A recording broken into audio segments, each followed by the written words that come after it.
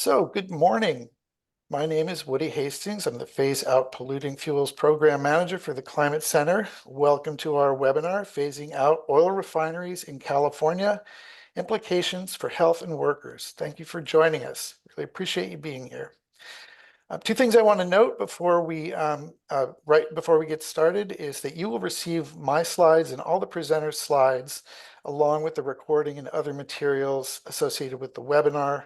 I also would like to invite you to enter questions now or at any time during the webinar in the chat or in the Q&A. And we will be reserving time at the end of the webinar for your questions. We hope to get to them. It is a 90-minute webinar, so we will try to save some time at the end for that. So today's presenters are Alicia De Veta, community organizer with Communities for a Better Environment. She'll be presenting along with Julia May, senior scientist also with Communities for a Better Environment, providing us with an overview of refineries and some of the community health impacts from refineries. BK White, policy director at the city of Richmond in the office of the mayor with a deep background in labor and also now with local government. And Vice Chair Siba Gunda of the California Energy Commission. Thank you so much to our presenters today for volunteering your time and your expertise. I want to thank our webinar sponsors, the Bay Area Air Quality Management District, Calpine Energy Solutions, Peninsula Clean Energy, MCE Clean Energy, River City Bank, Sunrun, Silicon Valley Clean Energy. We could not do this without our sponsors, so thank you so much to our sponsors. Also to our promotional partners for helping get the word out. Actera, Clean Coalition, Civic Well, Climate Resolve, Community Environmental Council, Communities for a Better Environment, and Grid Alternatives. Thanks so much to all our promotional partners for helping us get the word out. So the climate, a little bit about the Climate Center for folks that may not be familiar with us. All the photos on the left are our board and staff, small but mighty team. We were founded in 2001, California nonprofit, and we work to rapidly reduce polluting fuels at scale, starting in California. We believe in thriving, healthy communities and envision a future where everyone in California enjoys clean air and water, renewable and reliable energy, healthy food, thriving nature, and more. We work statewide with business, local government, labor unions, environmental justice leaders to deliver the equitable climate solutions that science demands. So a little bit of framing in our flagship campaign, Climate Safe California. Climate Safe California aims to get the state to adopt the policies needed to be doing its part in the global climate crisis. And that means going beyond emission reductions and actually becoming a carbon dioxide sink. Not net zero emissions, but actually drawing down more CO2 than we emit. Based on what the science tells us, this is what we must do to have a livable planet. So there are 4 pillars of Climate Safe California. First and foremost, phase out fossil fuels. That is highly relevant to today's webinar topic. Scaling up natural and working lands carbon sequestration, very different from engineered carbon capture and storage. Investing in resilient communities for all and finding the public and private sector funding required to meet the challenge. Climate Safe California and all of the Climate Center's work is guided by 3 principles: following the latest science, prioritizing climate justice with equitable access to true climate solutions that do not repeat the mistakes of the past, and securing a just transition for workers, their families, and communities. Climate Safe California is endorsed by more than 2,000 individuals. It's a set of policies that will allow California to remove more climate pollution from the atmosphere than we emit as soon as possible, while creating thousands of family-sustaining jobs and building a more equitable, clean economy. It includes 80% emissions cuts, greenhouse gas emissions cuts, and the drawdown that's needed through natural and working lands sequestration and other carbon removal methods, the just transition, and closing the climate gap, which means enacting climate policies that ensure lower income communities and communities of color are no longer disproportionately harmed. So this is your opportunity to endorse Climate Safe California. As I said, endorsements from over 2,000 legislators, business owners, nonprofits. If we can do this in California, the fourth largest economy in the world and a major oil and gas producing state, we can do it anywhere. Mark is dropping the link in the chat. There is underpinning documentation, a pathways document that shows how we really can do this. So if you like what you see, the information is there. If you like what you see, please endorse Climate Safe California. So a little bit just from me on the sort of framing of the refineries issue. Right now, as we sit here, and for many, many decades, there are significant acute and chronic public health and climate impacts from refineries. There is no plan to phase them out. And the sooner we begin a phase out, a plan, methodical plan, the easier it will be. And that means, avoiding abrupt refinery closures and the price spikes and the shortages and the pink slips for the workers that can come with that. At the most recent Conference of the Parties, COP28 in Dubai, one of the final statements was that the international agreement was called for a transition away from fossil fuels in energy systems in a just, orderly, and equitable manner. That sounds great, but somebody needs to take the lead and do it. So let's have California create the model for how to do it. I want to point out the influence of the fossil fuel lobby. They spent a record 27 million lobbying California in 2023. Between 2018 and 2022, they spent about 4 times as much as the environmental lobby, close to $80 million. And they are pushing climate deceptions, climate dead ends, false solutions, mechanical carbon capture and storage, other, biofuel related things, hydrogen related things that are really not in the interest of California and the new clean energy economy that we need to see. And it's also true, let's remember, California can be a leader, fourth, fifth largest economy in the world. When we do things, others often follow suit. AB 1493 in 2002, vehicle tailpipe emission cuts, 13 other states followed. SB 100 in 2017, 100% carbon-free electricity with a date certain target, adopted by 10 other states and the national government. And the executive order and ultimate Air Resources Board regulations, ceasing registrations of new internal combustion engine vehicles by 2035. 8 states have followed along with that. So when California leads, others follow. So let's lead on a transportation fuels transition assessment and plan. This is a call to action. I'm just touching on it now. We'll touch on it during the course of the webinar, and I'll bring it up again at the end. Mark is dropping a link in the chat. Make it easy for you to send a message to the Air Resources Board to produce a robust plan that really does move us away from fossil and all combustion fuels. Really is what we need. We need to move to electrification for a lot of our vehicle movement transportation needs. So that's it for me. That's my contact information. If you would like to reach out to me for any reason, happy to share resources and things from the Climate Center. I'm going to stop my share now, and I'd like to introduce Julia May, Senior Scientist at Communities for a Better Environment, and Alicia Rivera, Community Organizer at Communities for a Better Environment, to share their presentation on refineries and community impacts. Julia, Alicia, take it away.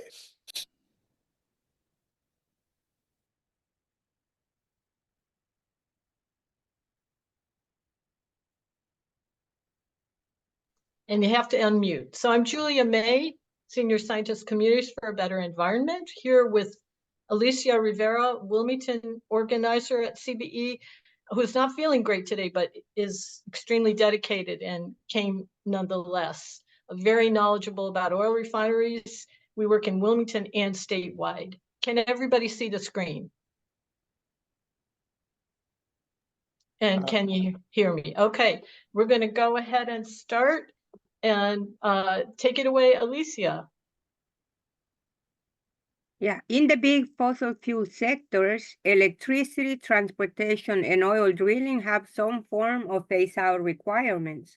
Refineries have none. Electricity is farthest along, and refineries are the farthest behind. So some of the details: electricity has about a third renewable now, required to be carbon-free by 2045. We have big goals and requirements for transportation by 2035. Only zero-emission vehicles can be sold in California. Existing vehicles can stay, but new sales have to be zero-emission. Extraction, communities have won key phase-out ordinances in LA and other cities, plus the statewide setbacks, but these are under attack and delayed. Refineries, we have no phase-out requirements. There is not a single refinery scheduled for required phase-out by the state. There are important planning goals in the scoping plan in SBX 1.2, but this is an area where the regulators are very hesitant and under severe pressure to avoid phase-out requirements. California is a major oil refining state. These are 2019 numbers. In the Bay Area, about 100,000 barrels of crude oil less, but it's still a major oil refining area. 2 big refineries went to biofuels. LA is even bigger, over 1 million barrels per day, a little bit in Santa Maria and Bakersfield. It's about 1.8 million barrels a day crude oil refining in California now. Refinery communities endure environmental racism. People live across from the fence from the oil refineries. Almost all tracks near refineries are communities of color with very high toxic releases and other vulnerabilities. This according to Calen screens. Black and brown and indigenous communities get the worst refinery impacts. But what are oil refineries, you may ask? Refineries use crude oil to make gasoline, diesel, jet fuel, plus other products such as butane, propane, petroleum coke, and more. They are designed to maximize gasoline production. Almost half of crude oil input to refineries is to make gasoline. Here are the percentages of the different products. About a third of the crude oil comes from in-state and the rest from out of state, mostly by ship. Refineries are uniquely large. One refinery can cover thousands of acres. They are highly dense and complex. They are very unlike other industries. Take a look at this one and what we see all the time, people living on the other side of the fence of the refineries here in Wilmington. However complex they are, we have been able to demystify them. And we're going to start with, first, the crude oil comes in a mix of hydrocarbons, light to heavy. These are examples. Straight chain hydrocarbons, benzene ring. Hydrocarbons are just hydrogen and carbon molecules. The small ones are gases, middle are liquids. The long chain ones can even be solid. Refineries separate, crack, and they decontaminate by removing sulfur compounds and blend these hydrocarbons. We're going to tell you 2 big pieces, important pieces for maximizing gasoline production. The front end, the distillation crude unit. You heat up the crude oil, it flashes up a tower, the lightest gases go to the top, the liquids fall out in trays in the middle, and the heaviest stuff is at the bottom. You can get some straight run gasoline out of that and others, but the heavy gas oil has to be sent to the cracking unit. This is the heart of the refinery where most gasoline is made. You also get diesel and jet fuel, but this literally cracks longer molecules to make very profitable gasoline-sized molecules.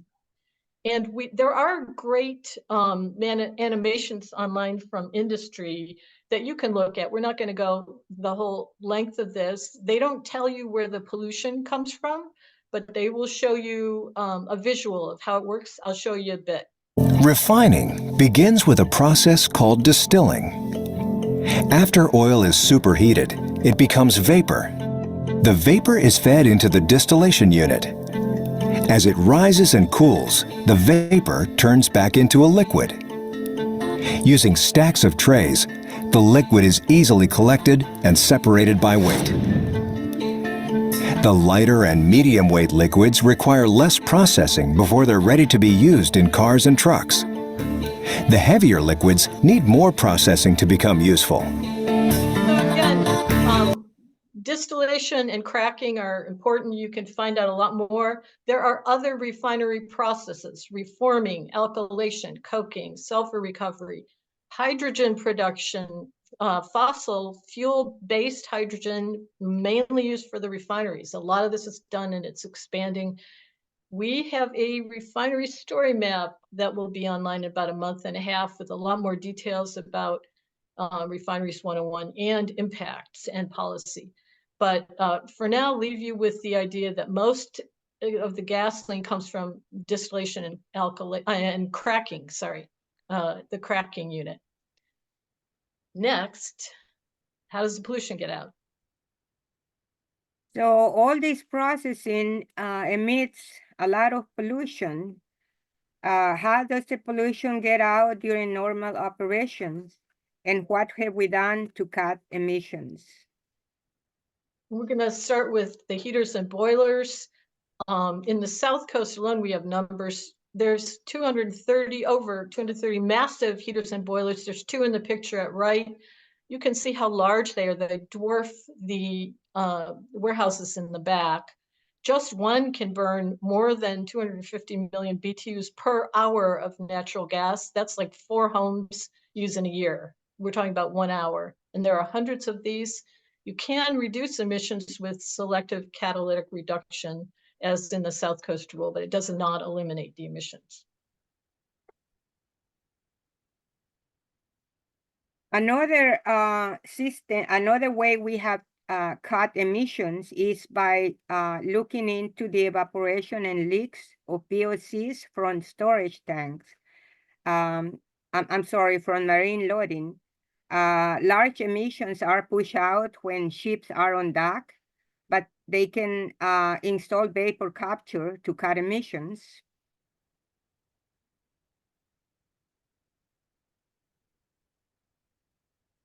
And one more way that refineries emit toxins and pollution is from the storage tank, huge storage tanks. But emissions can be cut through tight seal standards, domes for floating roof tanks with vapor capture, and of course, video monitoring can check for leaks from the tanks. We started by looking at hundreds and thousands of seal for valves and connectors, and we pushed for this one pollution to be cut through tight standards and by frequent monitoring and repairs. Flaring is the more visible sign for pollution to be emitted, and we have pushed for remediation of cutting pollution during shutdowns. They can recycle the gases, they can prevent repeated breakdowns, and they can monitor for issues that might cause flaring to happen. And for over 40 years, we worked successfully to win regulation and updates that cut oil refinery emissions through the Clean Air Act and through AB 617. But no matter what we do, we could continue to use our time and resources, but it's never going to be nearly enough. We cannot mitigate these sources of pollution and protect public health.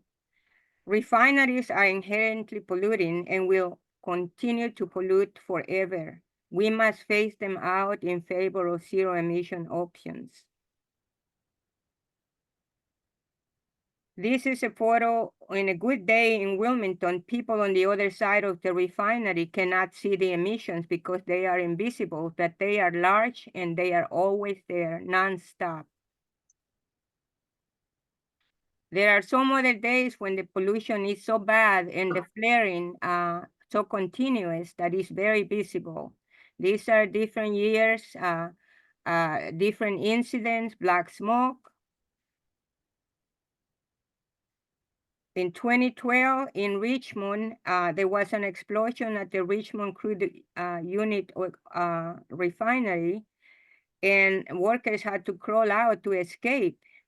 The black cloud went miles through the community.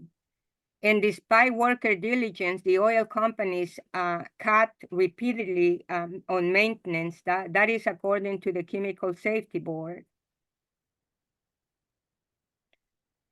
Here is a pipe that ruptured, spewing oil into people's yard in Wilmington, where I organize. And in 2015, this large explosion at the former Exxon refinery nearly missed a catastrophic accident when a large piece of debris fell very close to the hydrofluoric acid tank. Could have been affected everybody. And in 2020, this in Wilmington, the Marathon refinery, for many hours, it stopped traffic in the freeways. And refineries are switching to biofuels, but they still explode. This is in 2023, the Marathon Martinez explosion. And of course, people on the other side of the fence and far away and suffer from all the pollution and that affect the whole body. We have neurotoxins, and we also have smog and toxics. And of course, we have carcinogens that cause cancer, such as benzene, which is one carcinogen that the refineries, all of the refineries were under-reporting to the Air District. It was found. Oil refineries are also responsible for 4 big fossil fuel subsectors, causing half of California's greenhouse gases. The inputs to the refineries themselves, and just 2 big sources of products that refineries make, gasoline and diesel, cause about half California's greenhouse gases. You can't solve smog or climate disaster without phasing out oil refineries and their inputs and outputs. Climate change is widespread, rapid, and intensifying. This new-ish study found that about a quarter of the US could be practically unlivable in 30 years. We're not talking 100 years, 30 years, frequently reaching over 125 degrees. It's really quite frightening. Doesn't even look at the rest of the planet.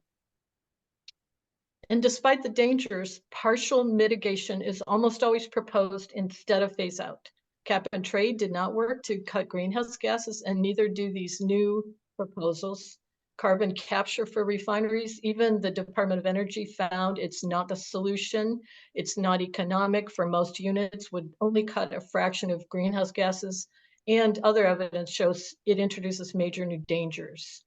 Biofuel transitions, this is not zero emission energy. It creates smog and greenhouse gases. There are not enough sustainable biofeeds, and the refineries can blow up too. There's a lot of talk about expanding fossil fuel made hydrogen at refineries. Most of this is made near refineries. Most of this, almost all of it is fossil fuel based, mainly for use at refineries. And switching out natural gas to hydrogen at refineries would increase NOx. So that's not going to help us either with climate or smog. There's also moves towards expanding petrochemical or plastics feedstocks production, mainly happening in the Gulf Coast, a little bit in California. We have lots of detailed written comments and evidence on all of these. Contact us for more. The solutions are easy, straightforward, well known for a long time. Energy efficiency, move fossil fuel electricity to renewables, and electrify transportation. This has long been known.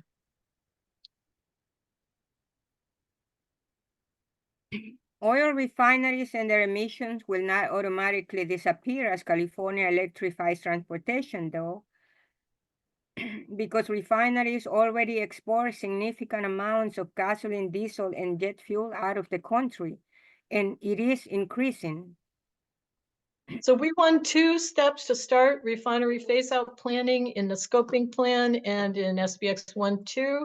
Scoping plan has unprecedented, but 2 generalized measures. They require some planning toward declining demand. It's important, but we're happy to have in SBX 1.2 more meat on the bones. That's the governor's price gouging legislation that can help on gasoline prices that hurt low-income communities especially, but it also includes some phase-out planning in the transportation transition plan. We're grateful to the Energy Commission for starting important analysis in the fuels assessment out in May. It requires reliable, safe, affordable transportation fuels. Note particularly that they must be safe. That leads to the transportation transition plan due the end of this year. We have to stress that fossil transportation is not safe. Electrifying transportation would prevent thousands of premature deaths and asthma. And this doesn't even include the catastrophic climate impacts. So SBX 1.2 requires safe, affordable, reliable, equitable transportation. We did comments with our friends at APEN, the Asian Pacific Environmental Network. 4 principles: add the safety framing. We need fuels that avoid smog and climate disasters. Number 2, this is a big one. We do not have in California any regulation to lower refinery production and emissions like the other sectors do. We need that. We need to add that. We need to expand the programs that cut demand. There are important programs in California, but they are underfunded. And 4th, this is an interesting one. We need to plan a smooth lowering of gasoline and fossil fuel production at refineries, matching the smoothly lowering demand, avoiding disruptions. Look at exports. Make sure you're not exporting just before a shutdown for maintenance at a refinery. Look at fuel reserves. The Energy Commission is looking at doing this ahead of maintenance shutdowns. Penalize price gouging. And we propose this 4th one, start looking to model partial shutdown of refineries on the road to full shutdown. Some of the big refineries have multiple units of crude units and cracking units. You can do sort of unbuilding the refineries the way they have been expanded for decades. There's engineering and modeling tools that they've used to expand the refineries. We can use those to plan and balance a reasonable lowering of production at refineries. We Julia, have a lot of, okay, we're almost done. I wanted to let you know about another minute. Okay, we got a few slides left. Take it, Alicia, for the wrap up. California has state goals for reducing greenhouse gases, but we can reach state climate goals without phasing out oil refineries for sure. And we cannot meet Clean Air Act smoke goals either. The South Coast District found that the only way to meet Clean Air Act smoke standard is through zero emission energy from stationary and mobile sources. These are kids on the other side of the Phillips 66 refinery. We will not be able to meet environmental justice goal for the frontline communities either without phasing these refineries out. And this concludes our presentation. Thank you very much for inviting us and to the audience for attending. Well, thank you so much, Alicia and Julia. Excellent presentation. And I would now like to hand it over to BK White, Policy Director at the Office of the Mayor at the City of Richmond, also with an extensive background with USW 5 as a labor leader and worker at refineries. And so BK, you're on. Thank you very much, Woody. And after seeing the lovely slideshow, I feel a little inadequate. I don't have slides. Just coming to talk to you guys today. And although I'm currently the policy director for Mayor Eduardo Martinez, I come today to you as a laborer. Labor and labor issues have been my life's calling for over 30 years. I believe that labor and workers are the most valuable resources in this country. And when I speak of labor and refinery workers today, I'm speaking of the proprietary workers represented by the United Steelworkers. I'm not speaking for the trades or any other contract workers or workers represented by other unions in the facility. For 29 years, I held positions as a union steward, the head of the union-led root cause safety program at the Richmond refinery, both president and vice president of the United Steelworker Local 5 in Martinez. I stood on the line with our sisters and brothers at Marathon in their 2015 strike, and recently was a committee member standing on the strike line in 2022 at Chevron.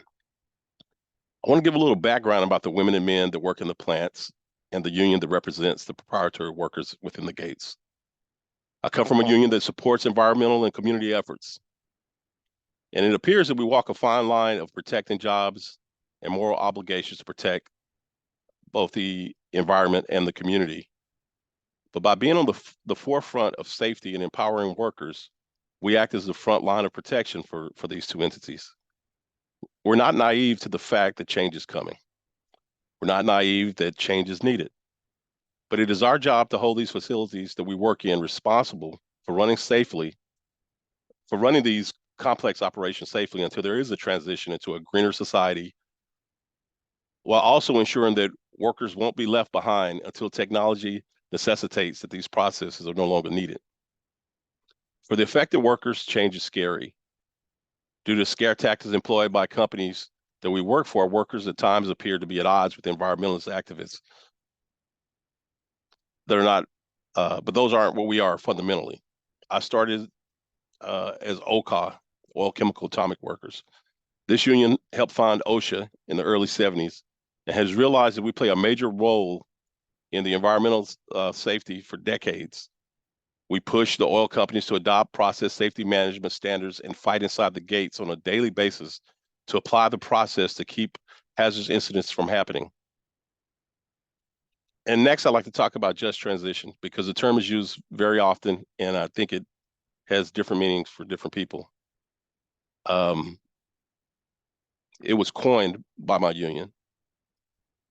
And for the union, a just transition was a transition for the workers of the refinery when a refinery shut down for whatever reason, whether it's to phasing out of fossil fuels or sometimes businesses go away. And we wanted to make sure that our workers transitioned into a job with some dignity, with benefits, with pay that mirrored what we fought so hard for, over 60, 70 years to establish. To environmentalists, just transition is a transition from dirty and a dangerous industry to a clean and greener world. And to local governments, for which I work for now, it is a transition to clean industries that replace the revenue loss by the closing of oil refineries and continue to provide the much needed services for our communities. These three entities do have their differences. They do have different goals, but there is also a lot of commonality that we can work together on to all achieve the goals that we want. Tony Mazaki, who was a member of my union, he was a safety leader. He was the one that helped establish OSHA, very instrumental, who was referencing the existing federal program to clean up the environmental toxic waste, had campaigned to establish a similar Superfund for workers. The proposed Superfund was intended to provide workers exposed to toxic chemicals. When environmentalists complained that the term Superfund carried too many negative connotations, the proposal name was changed to Just Transition. One of the issues with our workers with the closing of refineries is that, unlike the trades, the refineries hold the qualifications for the workers in these refineries. And the facilities hold the state qualification certificates. So when these refineries shut down, these highly skilled workers in these highly complex processes don't have the paperwork to prove their qualifications. And at times it can make it harder for them to be employed or recognized for the things they do bring. So that was just a brief look at putting a face of the workers who are inside and what they do every day to ensure or to try to hold these companies responsible for protecting the environment. There's a lot of knowledgeable people inside the fence, and there is enough knowledge to run them safely, but the union has to act as a conscience and to make sure that, or try to ensure that when there's time to shut down, when there's time to lower feed rates, they do. But it is a daily battle for the workers inside the fence. And in closing, I would like to talk about my role with local government. And the city of Richmond recently voted the city council to place a tax ballot on the November ballot. It's a polluters tax, and it's to improve the quality of life for Richmond residents. The city is seeking new sources of tax revenue. Oil refining has negative impacts on the city, including environmental hazards, public health harms, and stress and emergency services. This is a proposal to generate a new tax to improve the city's financial position, and in raising new revenue, the city could raise new tax revenue for the oil industry, justified by its negative impact, and it's the excise tax. I don't want to get too much into that, but it will be on the ballot, and hopefully it passes. And it is a tax for doing business in the city of Richmond, and we do know that the frontline communities that live on the fence line have disproportionately been affected in a negative way by the businesses running here. So with that said, it was brief, but I just wanted to touch on labor and put a face and give you some idea of the hard work that the people inside the gate do. Thank you. Well, thank you so much, BK. Really appreciate your perspective in labor, and thank you for mentioning that City of Richmond referendum. It aligns with the growing concept of the polluter pays principle, and super important. So a lot of eyes are going to be on Richmond in November. Without any further ado, I would like to introduce our final presenter for today, Vice Chair Sivagunda, Vice Chair of the California Energy Commission, who's going to share his perspective from the state level, from the state. Vice Chair Gunda, take it away. Thank you so much, Woody. I'm going to just share my slide deck here, and if somebody can give me a thumbs up that you're able to see it. We can see it. Thank you. Okay, great. So I think before I jump into my presentation, I just want to give just a gratitude and kudos and for all the work that CB, the previous presenters, Alicia and Julia, and BK, from a labor perspective, have done not for a year but decades here, trying to ensure that the environmental, labor, safety, and the economic issues are being fought on all ends. So I just want to say uplift their contribution to not just the organizations they work, but California as a whole, and the nation as a whole. So thank you. So what I was asked to do, and kind of I'm equipped to do at this point, is provide a little bit update, a deeper dive on SBX 1.2. What are some of the goals of SBX 1.2? What the legislation was, and how does that fit into the discussion today? And how do we ensure that we have good engagement in that process to ensure procedural equity for everybody that is impacted by the refining and the fossil industry as a whole. So I just want to go into that. So with that, let me kind of go into where the SPX 1.2 specific legislation came about. So as you all know, over the last couple of years, especially 22 and 23, in the public consciousness has been much more the gas price spikes. And so what you're seeing on this slide here is the California specific prices in green, US average, and then the difference between them. And I think two things to note there, just at a high level, is the difference between those two things has been increasing, for the last decade. And one, you see those spikes happening. Two, you see this difference increasing. And that was the problem statement that was laid out by the legislature to really think through this.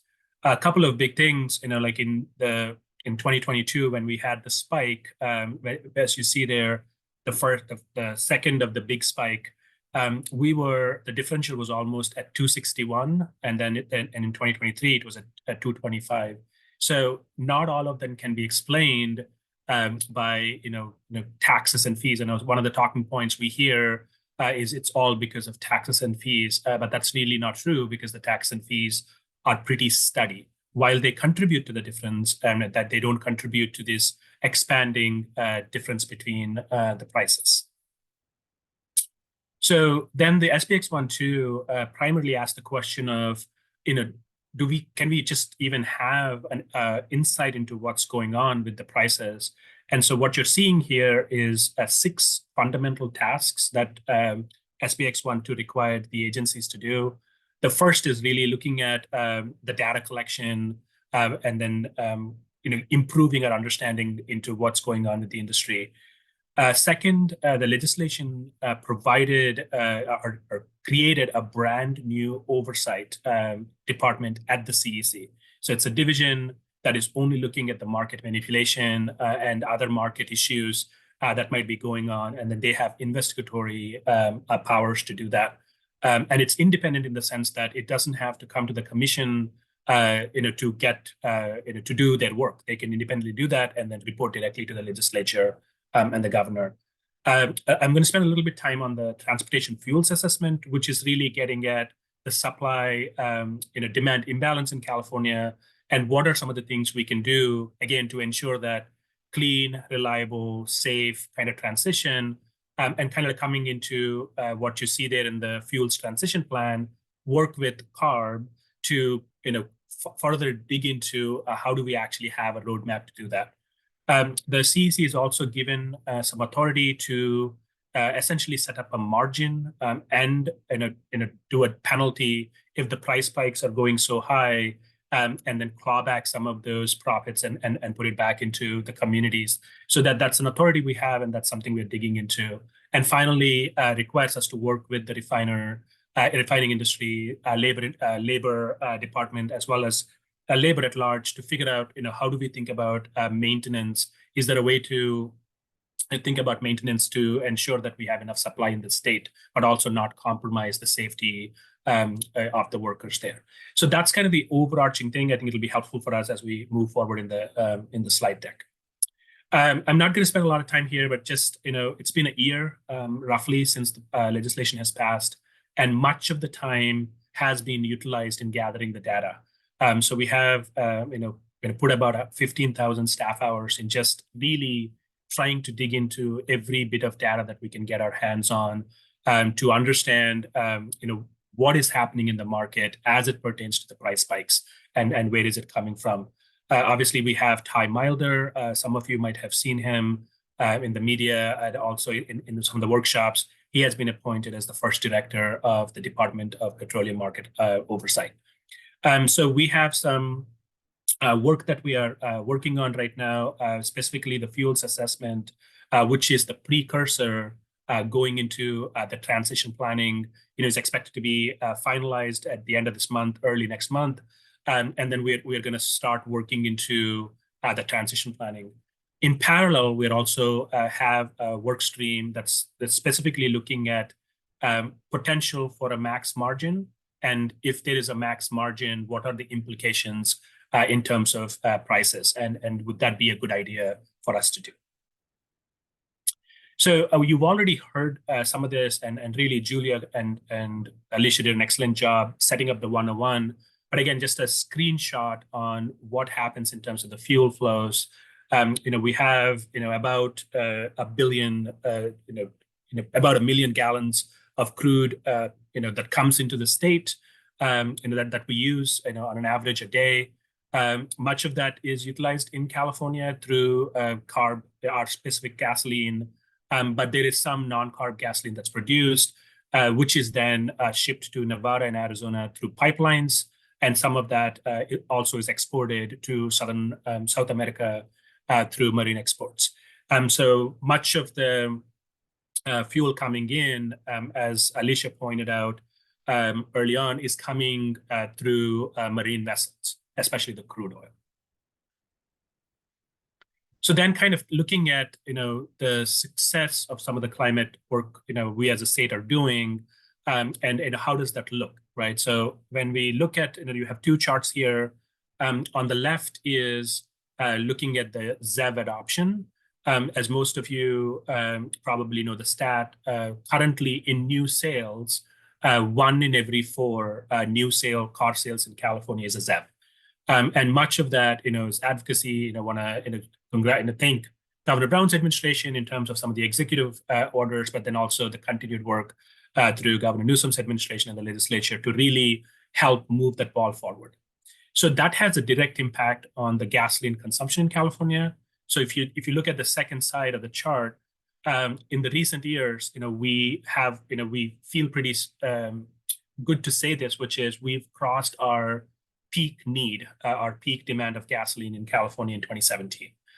There is a downward, kind of trend, especially coming out of COVID and some of the new, kind of practices as teleworking and such. There is a demand. We expect the demand to really go down from here. Now, here comes the issue. I mean, this is where, especially as it pertains to reliable and affordable. So that's what I'm going to talk to first, and then hopefully we can bring back the conversation. I think there's a work that we're trying to figure out on the environmental and the moral obligation for the state to really recognize that the frontline communities, the low-income communities really do, and that's a fact, and I don't think it should be controversial to say that they have disproportionately borne the weight of, the climate impacts on the society. So, that's a factual statement. And how do we make sure that we are measuring that accurately, minimizing that and mitigating that, and then moving as fast as we can to that, but taking into other considerations that, Brian, for example, mentioned, BK mentioned on the labor. So in the best form, the state agencies, when they're doing the best work they can, they are really ensuring that there is procedural equity, all voices are heard, and work together on developing, those solutions moving forward. And we hope that that would be our ability, that would be our way of working in SPX 1.2. So with that, let me kind of move forward into the next slide. So that's the gasoline consumption. Now, here's like 3 different consumption levels we might see. And this is looking at, what could happen over the next couple of decades. In 2035, when we have, no more, no other sales of ICE engines in California and its ZEVs, and we want to just recognize that in 2022, we had 27 million light duty vehicles in California. So moving forward, depending on how well we do, and this is kind of the part of the advocacy and ensuring that we are able to deploy the ZEVs as quickly as we can through the infrastructure. And this is where the holistic nature of the electric grid and making sure we have enough electric supply and clean electric supply to then power the ZEVs and have the ZEV infrastructure comes into place. So, we could have anywhere between 16 million to 25 million vehicles still on the roads in 2035. And I think that is kind of the balance of how do we, as we have these different uncertainties, as we look at one of the many things we discussed today, which is environmental justice, community justice, environmentalism, and labor, how do you also ensure the prices are not going to spike because there's a supply-demand imbalance? So, I mean, there's a lot of different ways to say this, but the supply in California is largely three pieces. We have refinery production, we have marine imports that come in about 10th on an average day, about 10% of the gasoline we use in California come through imports. And then we have the storage, the large storage inventory. So between those three things, we manage the demand, which fluctuates over the year, right? So there is months where the demand is very low and the amount of production we have in California is more than we need. And in months where it is very high, and we need to kind of draw upon inventories or supplement the production in state through imports, right? Again, these all have implications on the labor, the refinery safety, as well as the environmental and community justice, and ensuring that the transition is actually equitable. So this is kind of then kind of going into, okay, we just saw the annual usage, but this is how it is on a monthly usage, right? So it's important for us to have that information on as we go into the transition planning. We're talking about how do we manage that fluctuation.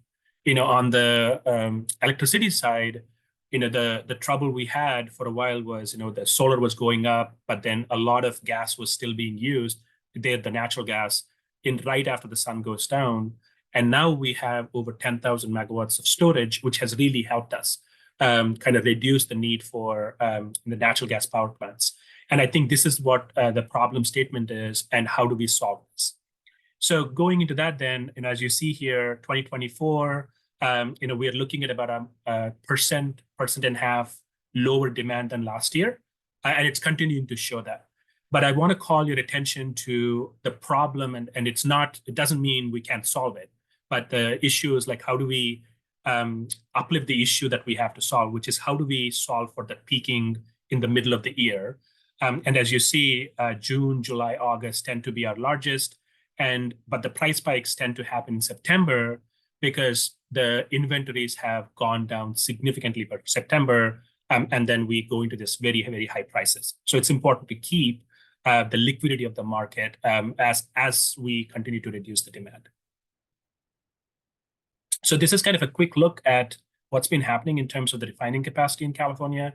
There are a number of refineries that have either converted or kind of decommissioned in California. And you look here, one of the things I want to call attention to you is the bold line, the dotted bold line, which shows that the peak monthly kind of demand is less than the maximum refining capacity in California as it pertains to the nameplate capacity.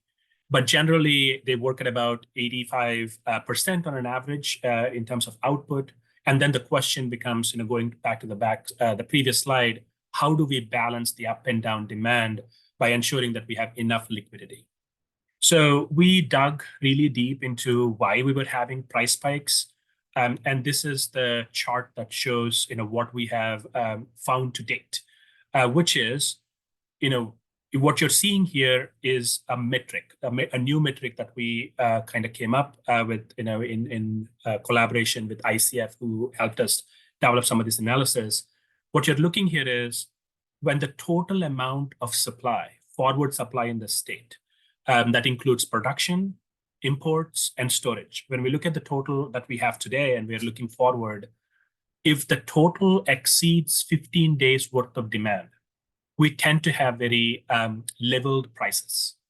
But as soon as it drops below 15, the market works in a way that the spot market prices go up so high, and you have this very, very high inflection. So between 13 and 15 days of supply, you begin to see the upward movement, and once it goes below 13, you really see this very, very high gas prices. So that's kind of like what we learned, and as we move into the transition planning, for us, it'll be important to think about, do we have a good idea about the demand? And when can we ensure that there is enough liquidity in the market to make sure the prices don't go up crazy? So this is kind of then just sharing that story in a different way. If we look at the days of supply metric over the last 4 years, you know, and these slides will be shared.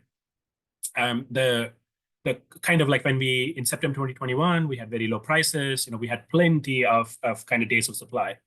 Compare that to on the September vertical, the last 2 years, 22 and 23. We had very low supply going into September because of the inventories are depleted. The production is, production had some issues with outages. So as soon as you see that, you have the price spikes happen. And that is what the first charge of this legislation was, is like, how do we blunt those price spikes? So taking all of that, what the Energy Commission has done, we've held a number of workshops. I want to thank again both Labor and Julia and other environmental justice agencies, including APEN, we had some from Northern California, really like helping, first of all, attend those workshops, provide their voices, and from purely, again, this is around looking at reliable, affordable part of it. The next part in the transition plan would be how do we also make sure it's equitable and safe, right? So those are the two pieces. So we started kind of the first part of it is how do we make that liquidity play? So we broadly classified all the information we heard into 5 broad categories of recommendations that came from stakeholders. And this is kind of the summary of those. One is, figuring out how do we increase the storage in California, or some other way, but some kind of virtual storage.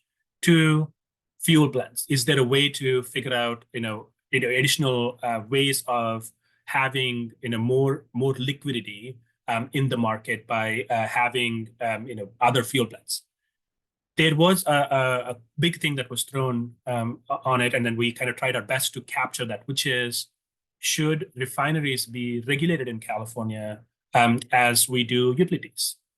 Do we have a kind of basically a public utility model, cost of service model, where we allow a certain rate of return, but the prices are kept balanced, and also the decommissioning and retirement is kind of well understood and managed. Again, the imports, up and above what the production is. Again, this is, we heard from Labor in the workshops. If we bring more imports than needed, that kind of cuts into the in-state production, then there is a direct threat to the jobs.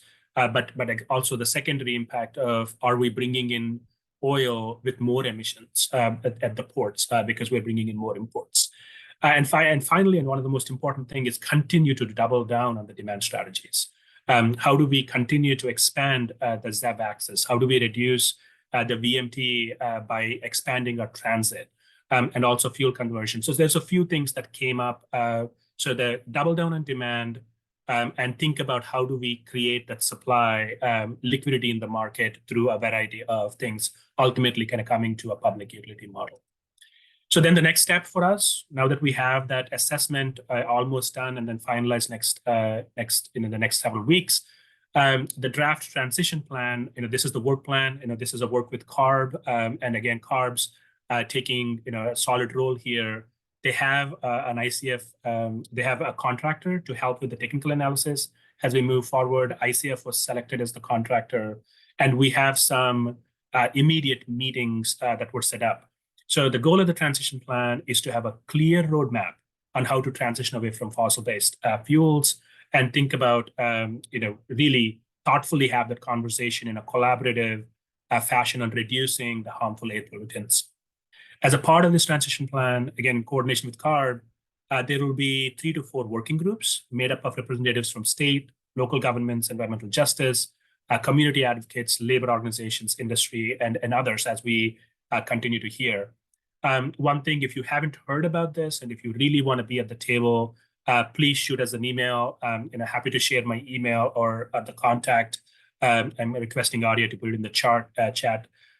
Just reach out to us, and we absolutely love more participation in thinking through this.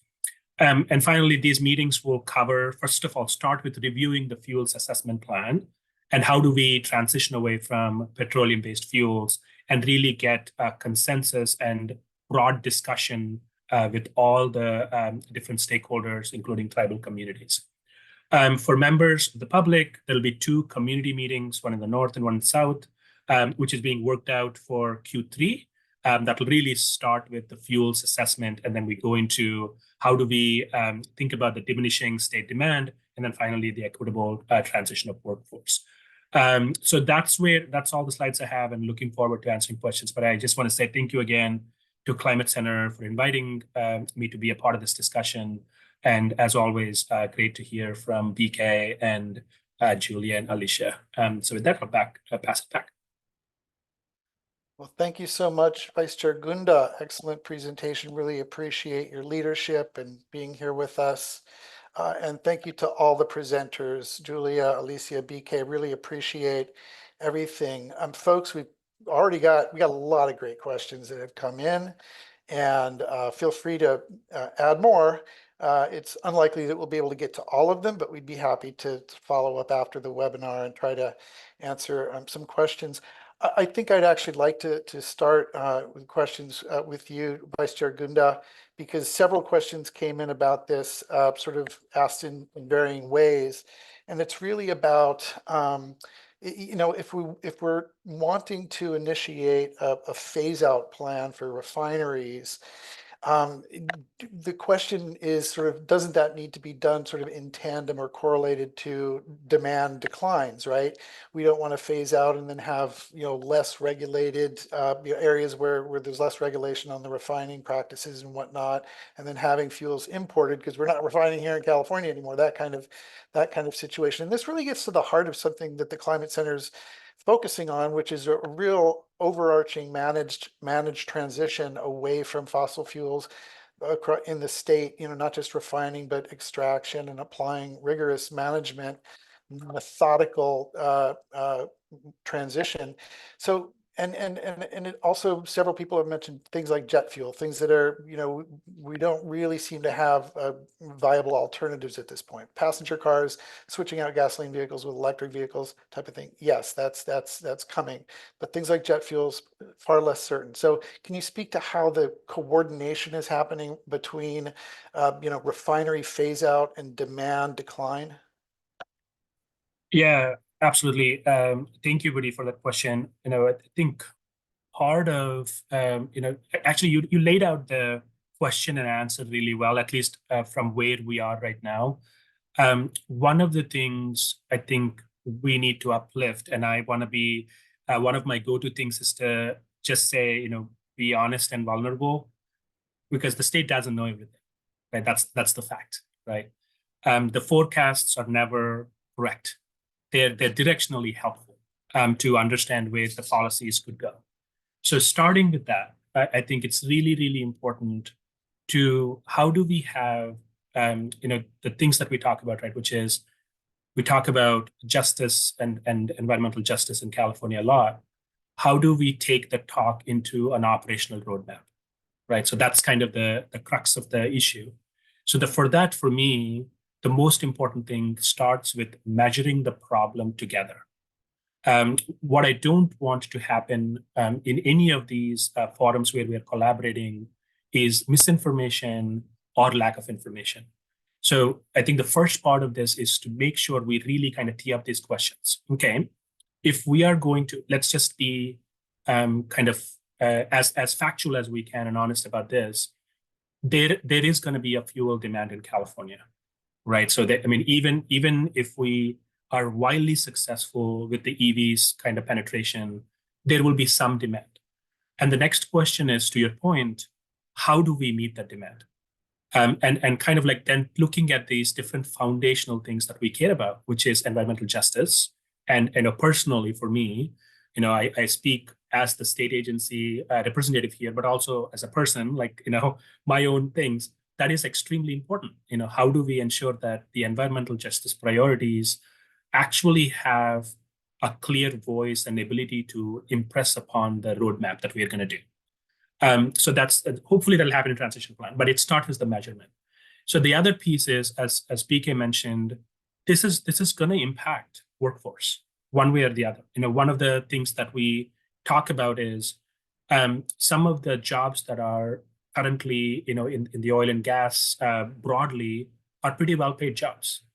And it is, when we talk about the transition, that kind of those well-paid jobs might not be a one-to-one. And we should just be honest and recognize that. and how do we then take into account that? And then, I was, honored to have, Alicia be kind and take me along to the fenceline communities in Wilmington. It was heartbreaking, right? It's heartbreaking to imagine that some of us get to see our grandmothers a little bit longer than some of us because of where we live. Or some of our kids can enjoy really good air quality while we ignore or seem to not be able to move that air quality discussion for some of the kids in California. So I think I want to be able to honest and say, first, let's measure together and set up a table that really allows for procedural equity in the transition plan. And all of our voices are heard, and we solve this problem not as any individual stakeholder, but together, right? This is our plan moving forward. Thank you. Thank you. I want to offer to anyone else on the panel, if you'd like to add to that. And again, it's about sort of how do you have a phase out and make sure you're sort of coordinated with the demand decline. Julia? Thank you. Really appreciate all the comments of the commissioner and everyone. I want to say it's important to look at the numbers. It's about more than 3/4 of the crude oil that refineries use goes into gasoline and diesel. We are not phasing that out yet. We have no plan to do that. So before we worry about plastics and jet fuel, which are important, let's look at the big ones first. And as there's been an acknowledgement about the horrible impacts in communities of color, and we all know how scary climate change is getting, we have to start a plan. And so instead of saying, oh gosh, what's going to happen if we don't have enough gasoline? We're not talking about shutting down refineries tomorrow. All we're asking for is start a plan over the next 2 decades and start with gasoline and diesel. It's pretty simple. Look at planning the big chunks. I think it's really important not to let all the, I fear what the oil industry has done with rattling their saber and using fear mongering in politics to try to scare people from doing anything. We really appreciate the commission for starting the technical analysis. It's been really more than anybody else did so far. It's very important. But we also need a plan to phase out, and we can do that smoothly as we described. Thank you, Julie. And BK, if you could come on screen, because I'd like to bring you into this conversation.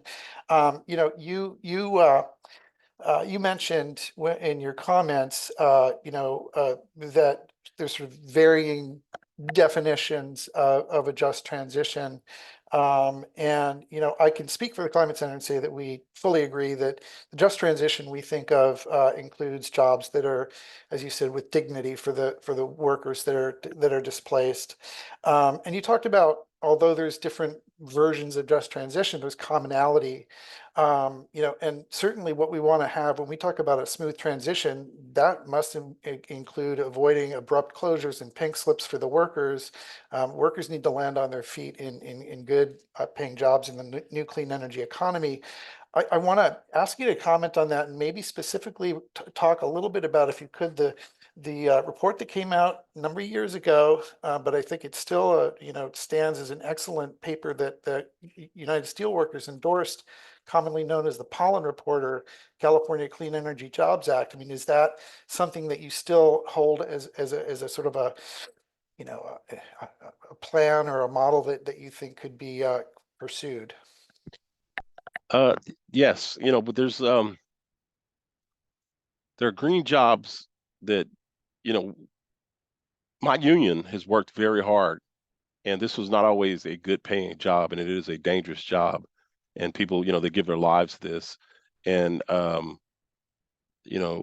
as we try to protect the environment, we still want to protect our workers. We still want to protect the gains that we have. And some of the jobs that are offered in green energy, they're not a livable wage. The benefits aren't there.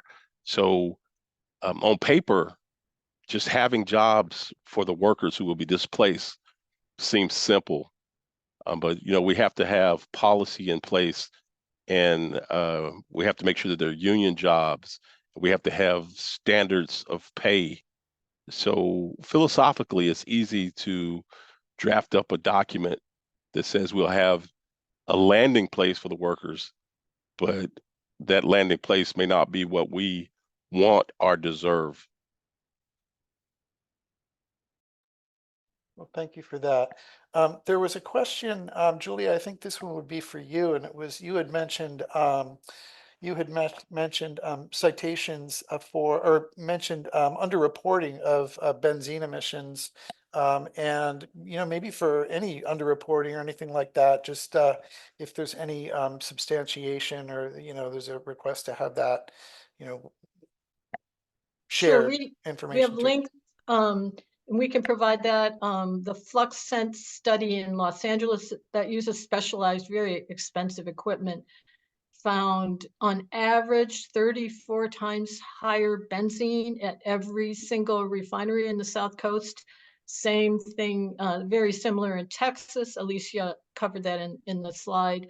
The authors found that the standard EPA model, the tanks model that estimates emissions, doesn't account for tanks degradation. And so, we see places where California has found significant risk from benzene without including that massive underestimation. And so if you include the underestimation, that means the cancer risk is higher. It also is a VOC that adds to smog. That's probably true at most refineries. That we don't have a study for the Bay Area. There should be one done there as well. Yeah, these are serious health impacts. Alicia talked about the horrible impacts for community members that she's very well aware of. She may want to add to that.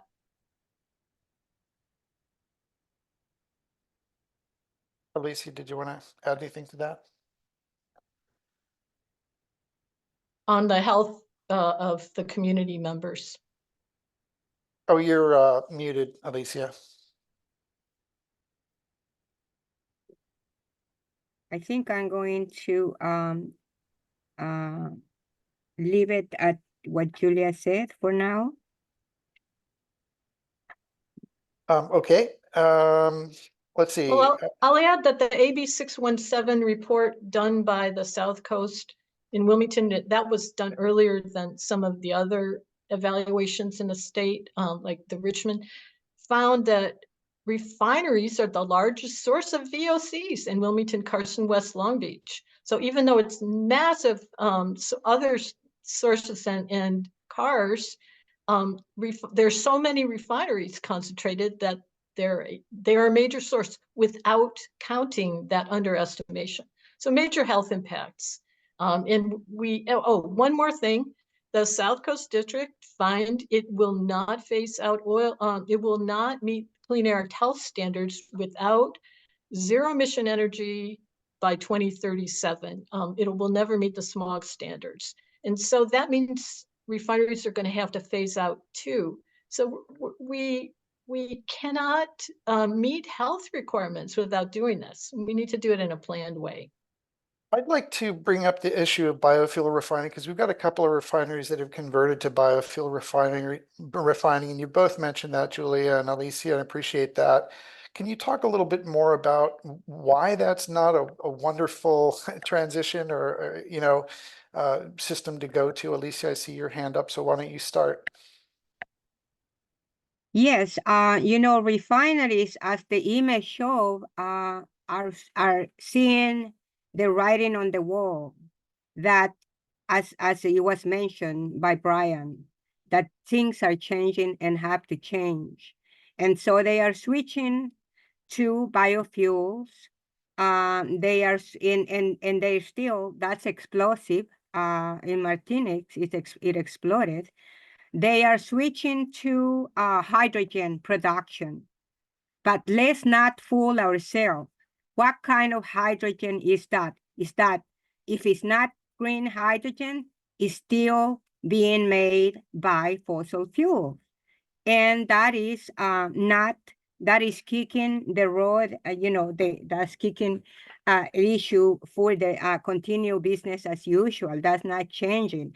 And also there is all this push for carbon capture.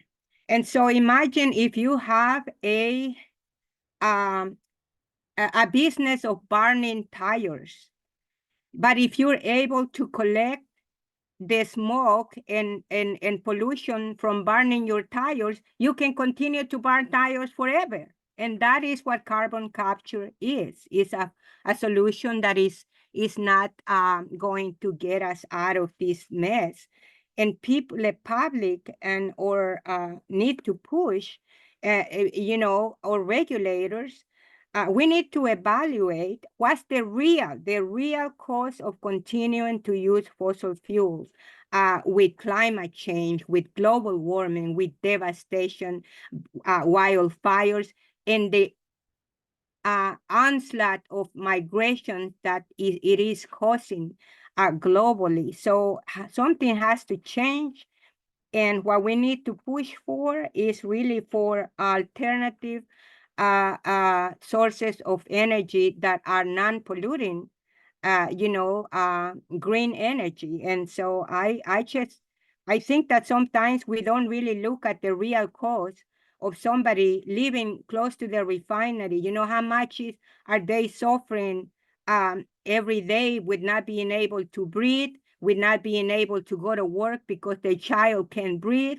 The school don't get any funding because the child is not attending. So all those are real costs of continuing business as usual, or switching to alternatives that continue to use fossil fuels.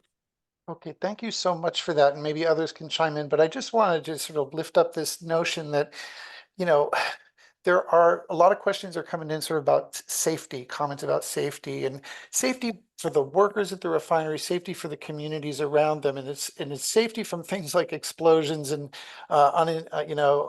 disasters and things like that can happen. But it's also on a day-to-day basis of the emissions and flaring and whatnot, things that happen. Can and should the phase down start with? I mean, this is an immediate acute. These are immediate and acute problems.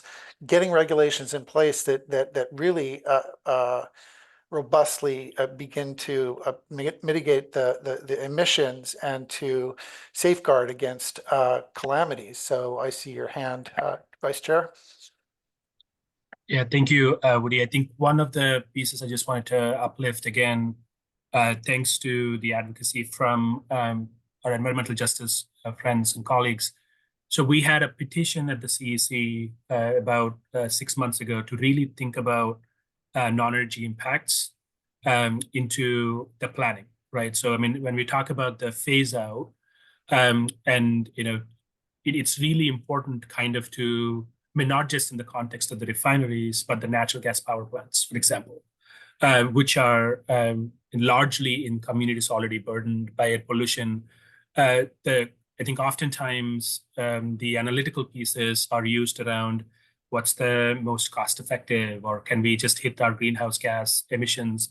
And a number of things that impact the communities are not really represented in those analyses. And I just wanted to kind of uplift what Alicia was saying in terms of, like how do you value safety? How do you value, the air quality impacts that are invisible, all right, and the health impacts? I think we do some work today, which is good, but I think there's a lot to do there. And I think, when you take the totality of the impacts, I think it'll be very clear where we should go. Thank you, Julia. Thank you. I wanted to add that as Alicia presented, we have worked on ways to clean up refineries for many decades. Standards for storage tanks, ships, valves and flanges, flares, boilers and heaters, and it keeps going forever. We have cut emissions. There's been a real stagnation in emission reductions for the last 15 years. We look at the data, despite all the regulation. We think it's pretty obvious. This is an inherently polluting industry. We can have safety standards, we can have smog standards. We need clean, zero emission energy. There's no way to just do more mitigation to make this clean. We hope we got that across. BK, did you want to, I saw you come on screen. Did you have something to add to this? Okay, well, I appreciate that. I do want to get back to a question that's sort of come in around some of these, the 15% or so that are non-fuels, asphalt, pharmaceuticals, plastics, and things like that. Can you speak to how, like, if we phase down refineries, what some of the alternatives coming up? Is anyone capable of speaking to that? Most California refineries don't do a lot of petrochemical and plastics feedstocks. That's mostly the Gulf Coast. So that's a much smaller part of California refineries. It is present though. But I would argue, we've seen publications that the refining industry is planning a major expansion of plastics manufacture. I would argue that's not a good idea. They're finding microplastics in our brains now. So that's not a good idea. We don't want to see more polluting products. And I know I sound pretty strident, but I think we have a lot of solutions here that are practical and reasonable. We absolutely agree. We have to seriously address worker just transitions. It's not a minor issue. It's not something that we can just toss to one side. But we can plan these issues out and we can deal with the smaller products at the same time. Let's deal with the big ones first. Julia, I was intrigued by your one of your slide where you talked about the partial shutdown and sort of a phase out. Curious to see if BK White's comment on that, and especially where you sort of characterize it as sort of unwinding refineries sort of in the way that they were built up over time, expanding and whatnot, and sort of peeling them back as sort of throwing it all into reverse to the phase out. And can you explain that maybe a little bit more, how that could work, or BK? And this will probably be our last opportunity for a response, because we're getting close to the end of the session. So can anyone speak to that? I can speak a little bit on a certain portion of that. There's a lot of products that do come out of the refineries, and in the push to go for a greener economy, which no one could really argue with, we have to make sure that we have a replacement products before we do this. This kind of reminds me of Trump's tariffs. Tariffs only worked if we still did manufacturing in the US. If not, just putting tariffs on imported goods when there's no replacements in the US, it wasn't hurting the companies, it wasn't pushing people to buy more American products when there are American products. So we should have built up manufacturing in the US before we put tariffs on. So, we need to work on the electrical grid in California.